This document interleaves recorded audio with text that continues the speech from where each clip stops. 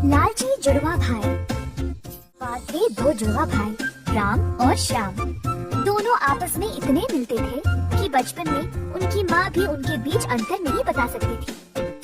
भाइयों के सिर्फ शक्ल मिलती थी, दोनों के व्यवहार में बहुत अंतर था।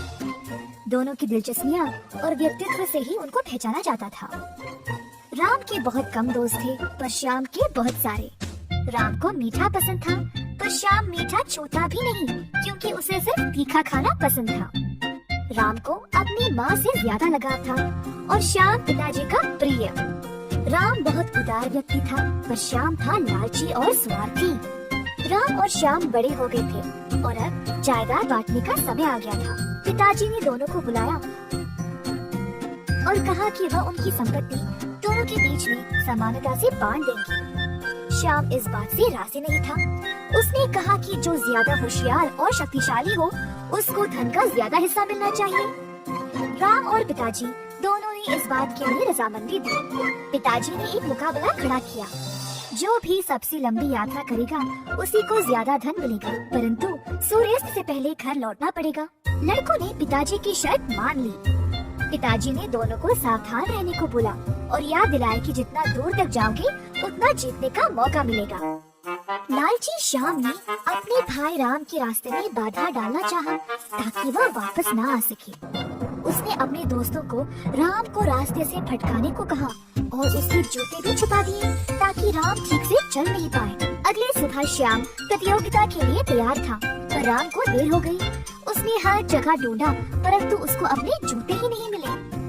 राम ने देखा कि सूर्योदय होने वाला था। उसने धीरे ही चलने का निर्णय लिया ताकि वह थक न जाए क्योंकि उसके जूते भी तो नहीं थे। पर श्याम को धन का लालच था और जल्दी जल्दी दौड़ने लगा ताकि वह ज्यादा दूर तक जा पाए। रास्ते में राम एक लड़की से टकराया जिसने उसी रास्ते से भटकाया और फिर राम कहीं और चला गया।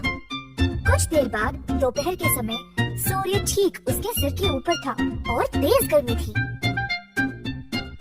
राम ने आकाश की ओर तेज धूप की ओर देखा। अचानक से रुका और सोचने लगा।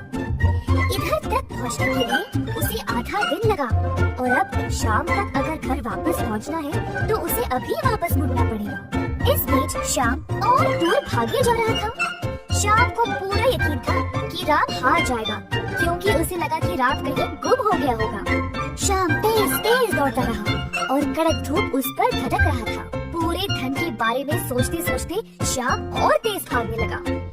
दौड़ते दौड़ते शाम समय के बारे में भूल ही गया। अचानक से उसको याद आया तो उसने देखा कि सूर्यास्त होने वाला था। घबराकर वापस घूम गया परंतु उसे पता था कि सूर्यास्त से पहले घर पहुंचना मुश्किल था। शाम ने और तेज दौड़ने की कोशिश की पर वह इतना थक गया और समय पर घर पहुंच नहीं पाया। जब तक शाम घर लौटा देर रात हो चुकी थी। घर के अंदर आया तो उसने अपने पिताजी को राम को बधाई देते हुए देखा। शाम को एहसास हुआ कि वह हार गया। पिताजी के हाथ में थे राम के जूते। उनको पता लग गया था कि लालची श्याम ने अपने भाई के जूते छिपा दिए थे।